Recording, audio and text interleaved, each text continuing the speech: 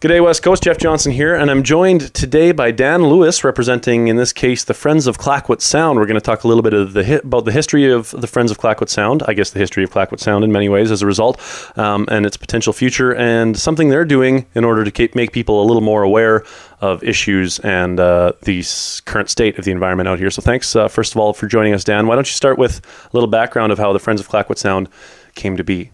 Yeah, okay. So basically, the Friends of Clayoquot Sound started back in 1979 when it became apparent that at that time the tenure here was held by Macmillan Bloedel, and they were going to clear cut Mears Island, which is, of course, the view from Tofino, home to Clayoquot First Nations, and also our watershed. So I think the community really united around that issue. I guess our role here in the community is really to raise awareness of the issues and to take a stand. I mean, it's a difficult position to be in, but when issues are contentious, but somebody needs to take a stand and spread the goalpost, because in those days, the control of the land base was entirely in the hands of these multinational logging companies. And I think what happened here in Clayoquot Sound really made history. The Mears Island issue went national, and the Clayoquot settled that by getting an injunction in court with the House of First Nations, and they also declared it a tribal park. So things kind of quieted down in the mid-'80s, and then it kind of flared back up in '88 when the company, can't even remember which one now, started punching a road through Sulphur Pass, and there was a protest put up to stop that road. It turned out that the company did not even have a permit to build the road. It was an illegal road. So that '88 Sulphur Pass protest sort of began the movement that ended up in '93. We were sort of building for 5 years towards what happened in 1993. Known kind of in the popular vernacular as the War in the Woods. That's the one? Yeah, the War in the Woods, and that was really the big one where we said, this isn't just about Mears Island. Clayoquot Sound is an incredibly beautiful place. It's not only incredibly beautiful, it's also rare. There's nothing like this left on Vancouver Island. There's nothing like this on the Lower Mainland. This is just an incredibly rare and unique place. So we decided to take a stand for all of Clayoquot Sound, and that really culminated in the big protest of 1993, which made international history and put the issue of temperate rainforest on the map. Back in the early '90s, when you said rainforest, people assumed you were talking about the Amazon. And so it was the Friends of Clayoquot Sound that put the issue of temperate rainforest on the map globally. So as a result of those war in the woods scenario in the '90s, I think a lot of people have the impression that that Clayoquot Sound has been saved. That's right. Yeah. So basically, what we did this winter was we decided that it was time to try to dispel that myth that Clayoquot is protected. I think you're right. I think a number of things happened to create that image.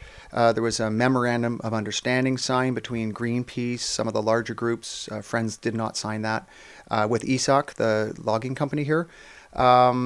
There was the Biosphere Reserve was created. A number of things like that happened that really, I think, created the illusion that it's protected. So that's why we called the show Secrets of Clayoquot. And the secret really is that this is not a protected area, that there's still ongoing logging. The Imperial Metals is exploring for 2 mines right now. And there are quite a few fish farms here, probably one of the highest densities, if not the highest densities, of fish farms on the BC coast. So these the postcards we mentioned are a part of an opportunity for people to quickly get their views on some of these developments to representatives in government? Yeah. So what we wanted to do, we did the Secrets of Clayoquot tour through the spring, and then we realized, why go out to the world when the world's coming to us? So what we've done this summer is we're doing the show weekly at the Community Theatre on Tuesday nights at 8. And we have these 2 postcards. So one is to the federal government saying we don't want mines in Clayoquot Sound. And one is to the provincial government saying, you need to resolve the issues here. There are some pristine valleys here that have never been logged. Those need to be protected. And at the same time, there has to be some way for First Nations to make a living in their own land. And so the thrust of this postcard is to say to our provincial government, you need to step up to the plate here and support these initiatives. One of the things that people often wonder is there economic opportunities within, more sustainable development? Is there a way?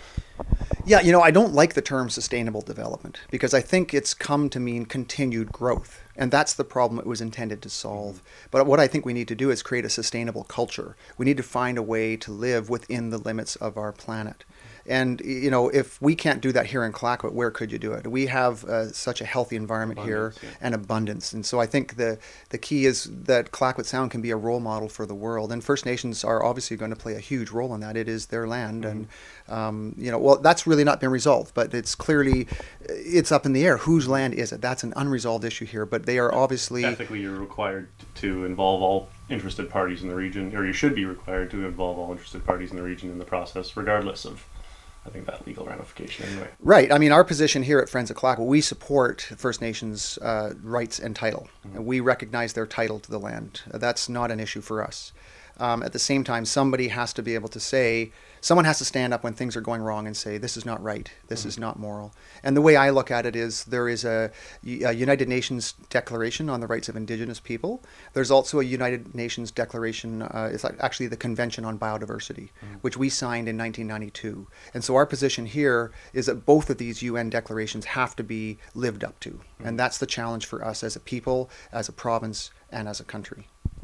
So you were saying Tuesday nights throughout the summer, you're at the Clayoquot Sound Community Theatre with your Secrets of Clayoquot Sound presentation. Can you give us a little rough idea of what this presentation entails, what you end up getting out of it? Yeah, it's actually about an hour long. It's a PowerPoint presentation, so Bonnie and I do it live. It's not a movie. It talks about a bit about the history of the issue. We talk about the biodiversity and what makes Clayoquot Sound special.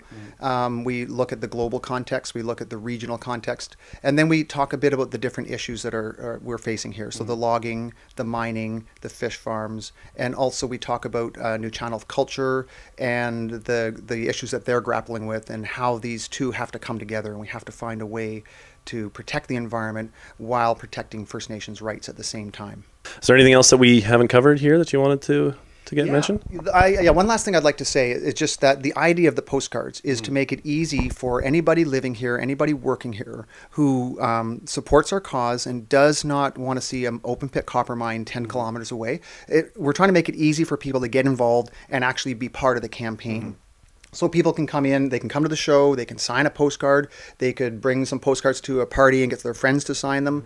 If they're guiding or working with the public, they can encourage people to come to the show and encourage people to sign the postcards. The postcards are now in over 50 businesses around town, so they're easy to find, and we just want to really encourage people to help us to promote these postcards and the shows and get the word out.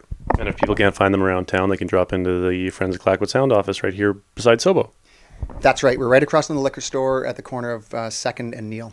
All right. Well, thanks for your time, Dan, and I look forward to seeing the show. Right on. Thanks, Jeff.